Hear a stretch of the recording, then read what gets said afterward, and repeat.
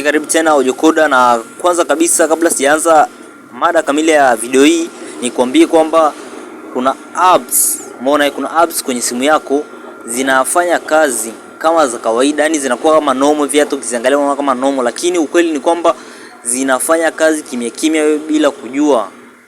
Sasa iko hivi, sio lazima uwe haka ili kuweza kuibiwa. No, wakati mwingine app ulioinstall mwenyewe ndio adui yako. Umeona? Sasa leo nitakuonyesha apps 5 hatari ambazo watu wengi wanazitumia bila kujua madhara yake. So kama hujanisubscribe, hakikisha unasubscribe hapa sasa hivi, uta like, uta comment chochote kile utakachojisikia. Kama una swali, kuna kitu hujaelewa, utaniuliza. Sasa tuanze. App ya kwanza hatari ni VPN za bure, free VPN apps. Umeona? Watu wengi najua wanatumia VPN za bure wakidhani ni salama na wakijidanganya kwamba zinawapa MB za bure. Ni sawa. Sasa kiufundi zaidi, si mahaka, tunasema kwamba VPN Visual Private Network hupitisha traffic yote ya simu yako. Utanielewa, ila endelea kunisikiliza. VPN hizo Visual Private Network hupitisha traffic yote ya simu yako. Umeona? So VPN ya bure inakufanya wewe kama bidhaa. Umeona? Sasa data hapo hivyo, data inaweza ikaenda kuuzwa na yule mtengenezaji wa hiyo VPN. Au pia anaweza akazisikiliza data zako, yani kuzisikiliza kwamba namaanisha anaweza akazisoma akafanya chochote kile, kwa sababu anakuwa na access ya simu yako pale umekuwa connected na hiyo VPN. Nini ufanye sasa hapo? Ulinzi ni upi sasa?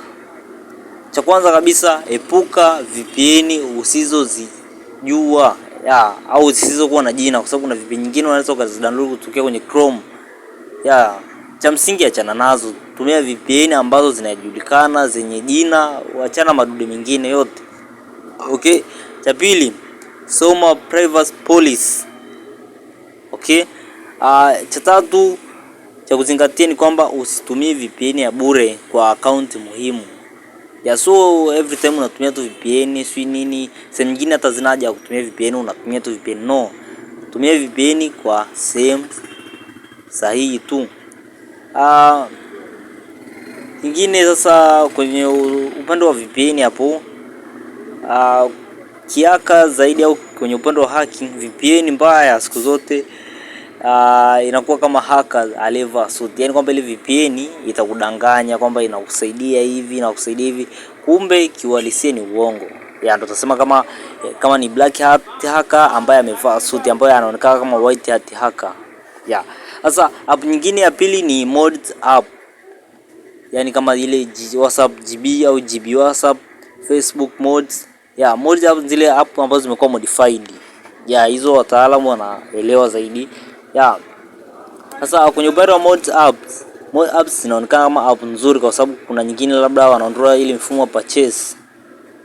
Na kwenye kuondoa mfumo wa purchase ni yule developer anakuwa shay design na anajua alichokifanya kwenye hiyo application, kwamba sio app halisia kama ilivyotengenezwa na mwenye app mwenyewe.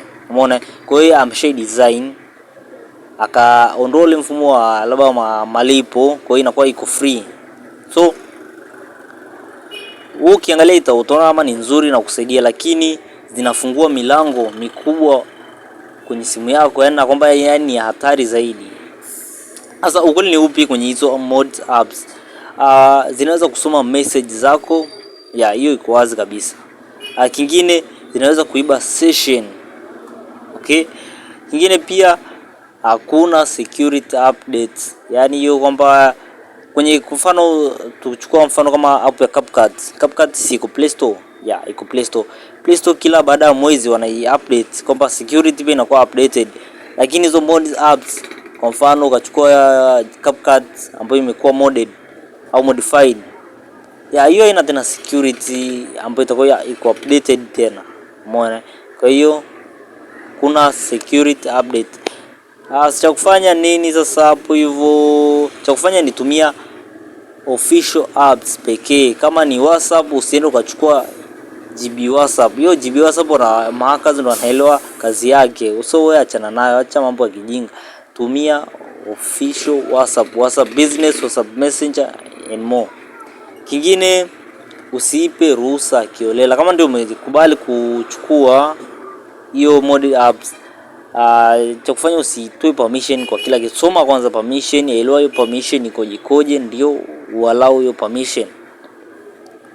App nyingine ya tatu ni zile apps za launcher. Umeona launchers, umeona, au zile themes. Launchers siku zote tunavyojua zinabadilisha muonekano wa simu.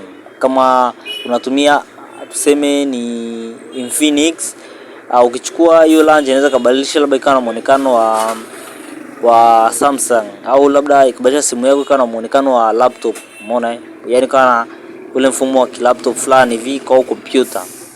Sasa ukweli ni kwamba hizo launchers, umeona, zinachukua full access ya home screen. Nadhani inaeleweka, ndio maana unaona inabadilisha hadi interface kwamba inachukua full access ya home screen. Okay, inakuwaje? Iko hivi, inaona app zako zote ambazo ziko kwenye simu yako.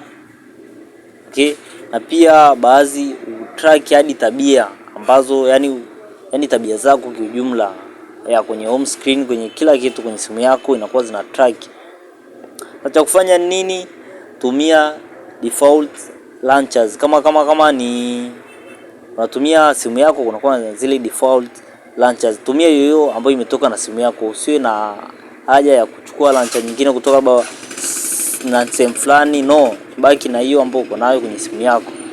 Kingine, ondoa launchers usizozijua vizuri. Unakuta mtu mwingine simu yake na launchers zaidi hata 10. Leo akiona sio nini abadilisha simu inakuwa muonekano wa iPhone. No. Kama tulikuwa pamoja tunasikilizana, usahau subscribe, kuuliza swali kama umeelewa, niambie tuko pamoja. Kama hujaelewa sehemu uliza, au kama una wasiwasi kitu fulani hujakielewa vizuri, au una swali juu ya faili fulani, unaweza pia kunitumia jina la file, pia nikajaribu kuangalia na nikakushauri. Okay, tukutane basi kwenye video zinazoendelea kuja hapa.